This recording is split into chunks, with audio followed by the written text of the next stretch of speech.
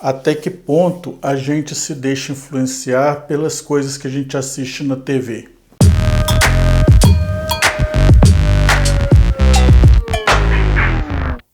Ontem eu estava assistindo uma série, brasileira inclusive, e aí eu vi uma cena que me chamou a atenção. Uma adolescente, jovem, por volta dos seus 17, 18 anos, no início da série, o pai dela comete suicídio e não fica explicado o motivo daquilo. No desenrolar da história, ela descobre que o pai dela morreu, mas esse detalhe do suicídio fica omitido na história. E aí, no desenrolar da história, ela acaba sabendo que ele se suicidou e aí vai tirar satisfação com a mãe dela.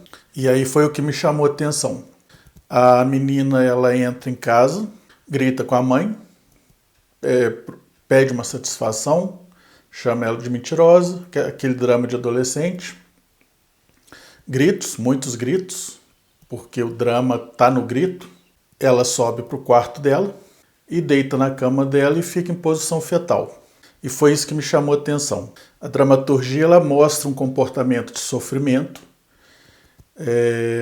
de drama, e que a reação ao problema seria deitar na sua cama e ficar em posição fetal. É muito raro a gente assistir uma cena em que o sujeito verifica que tem um problema, encara esse problema, analisa esse problema e parte em busca de resolver esse problema. O primeiro momento é sempre vou deitar na minha cama e vou ficar em posição fetal, como se isso resolvesse o problema. É claro que sempre no decorrer da história, com o passar do drama, os problemas vão sendo resolvidos. Mas o que me chamou a atenção é isso. Invariavelmente, a primeira ação frente a um problema seria se recolher em posição fetal. Eu não quero aqui menosprezar o sofrimento, menosprezar a dor e menosprezar a magnitude do problema. É só que o que me deixou com a pulga atrás da orelha foi essa questão de o primeiro movimento ser esse recolhimento. Por que não parar de frente a um problema, pensar, tentar racionalizar esse problema, tentar entender o motivo do problema, tentar entender o porquê o problema existe e a partir daí já buscar uma solução para esse problema.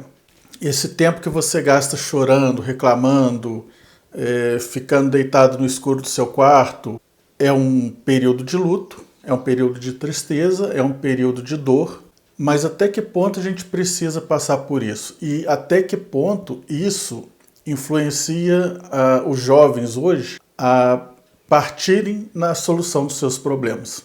Porque a gente sabe que as mensagens elas vão sendo passadas.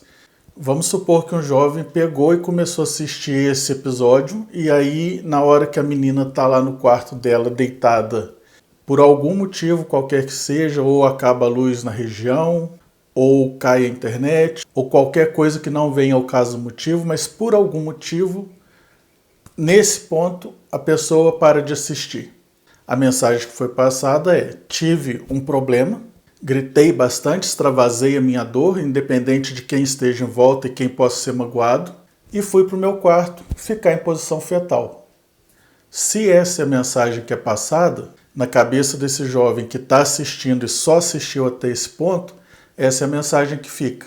Então será que não fica essa ilusão de que você se recolher e ficar no escuro do seu quarto, os seus problemas vão ser magicamente resolvidos?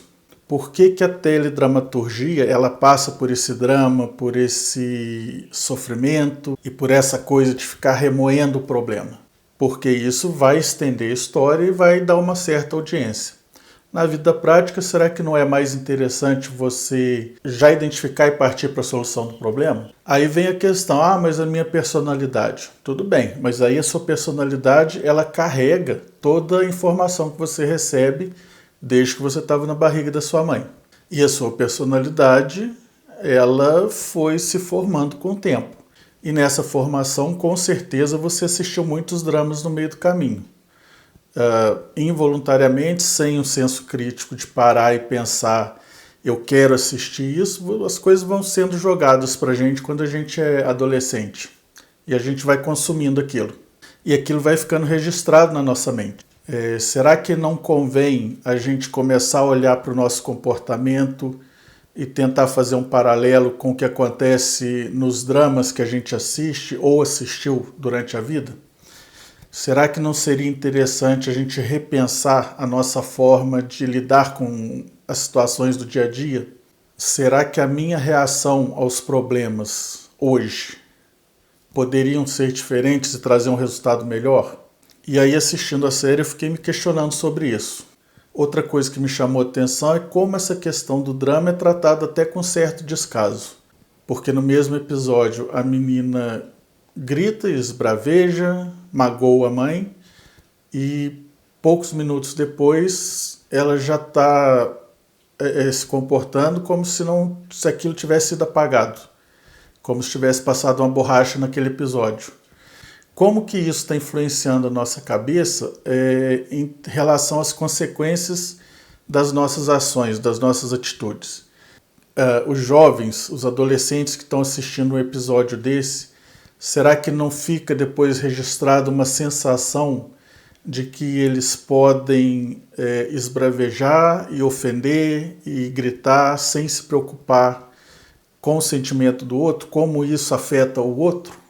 Como isso afeta o objeto da agressão? Com certeza existe esse argumento de que mas é só uma série. É só uma série, mas também é um modelo. Quer queira, quer não, é um modelo que é disponibilizado, é um modelo ao qual as pessoas têm acesso, não digo só adolescentes, mas mesmo alguns adultos que ainda estão no processo de amadurecimento, recebem essa mensagem. E nem sempre quem está assistindo durante o episódio para pensar se concorda com aquilo, se discorda, se aquilo é uma atitude que deve ser espelhada, ou se aquilo é uma reação que não é interessante, não vai te acrescentar em nada. Só vai bagunçar um pouquinho o modo de viver.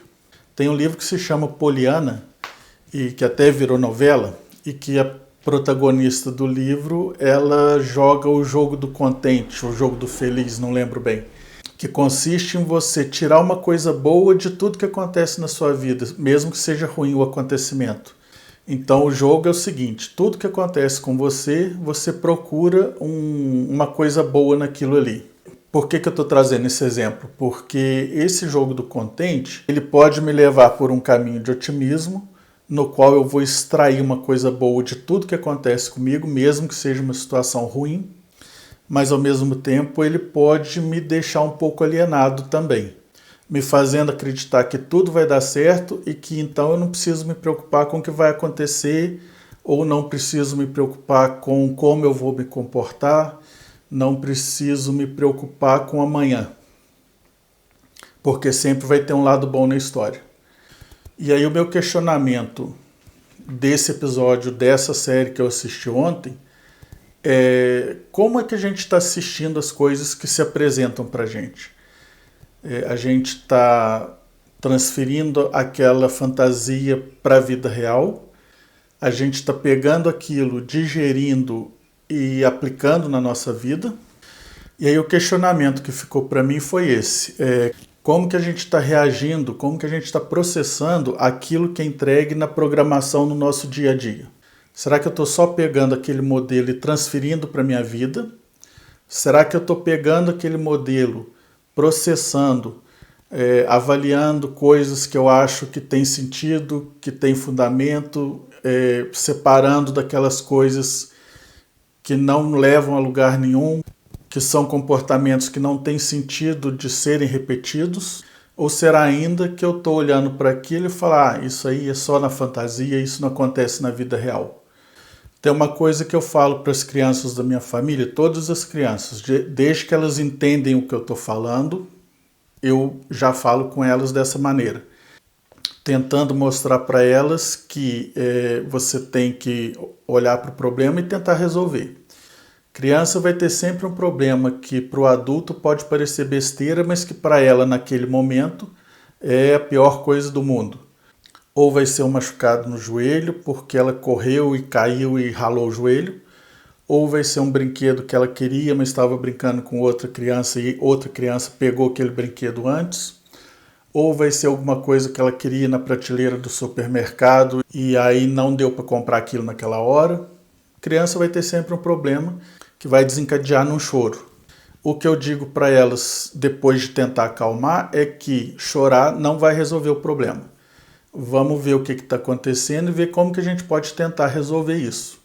E aí no mesmo instante que a criança recebe essa informação, parece que ela processa aquilo na cabecinha dela, dá um clique e ela fala, faz sentido. E se faz sentido, por que não? Existe uma tendência no adulto de enxergar a criança como uma pessoa que ainda não se desenvolveu e por isso ela não tem entendimento. Alguns de nós lembram de eventos de quando a gente tinha 4, 5 anos, eventos que ficaram marcados na memória. Não necessariamente traumas, eventos. Então, sim, a gente já tem um entendimento desde muito cedo. E aí isso pode ser um problema na formação da criança, porque se eu enxergo a criança como uma pessoa que ainda não se desenvolveu o suficiente para entender o que eu estou falando, então eu não vou nem falar porque ela não vai absorver aquilo. E se ela já entende, e se você fala, e se você ensina, e se ela já absorve? E se ela já começa a lidar de forma diferente com aquilo que ela aprendeu a partir daquele momento? E se isso interferir no modo de ser daquela criança para o resto da vida? Uma coisa é fato, não tem como a gente selecionar o que as pessoas vão assistir, não tem como a gente filtrar como as pessoas vão entender aquilo que elas estão assistindo, não tem como a gente ler como aquilo foi interpretado, como a pessoa, eu posso estar assistindo uma mesma cena com outra pessoa do meu lado, e eu ter uma interpretação daquela cena e a outra pessoa ter uma interpretação completamente diferente. Mas eu, enquanto indivíduo, o que eu posso fazer é parar diante de um drama, observar aquilo, pensar em cima daquilo, racionalizar aquela situação e pensar, e se fosse comigo? E tentar entender e tentar buscar uma melhor maneira de resolver o problema.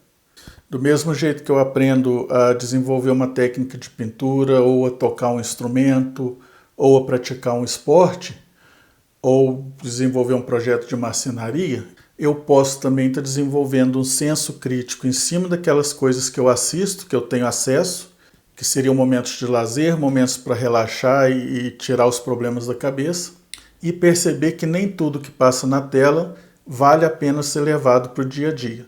E se eu for levar, eu posso transformar aquilo e levar de outra maneira. Ou posso fazer também totalmente diferente do que foi mostrado ali. Então, meu questionamento hoje foi esse. Será que a gente está assistindo direitinho aquilo que a gente assiste nas horas de lazer? Por hoje é isso. Tchau!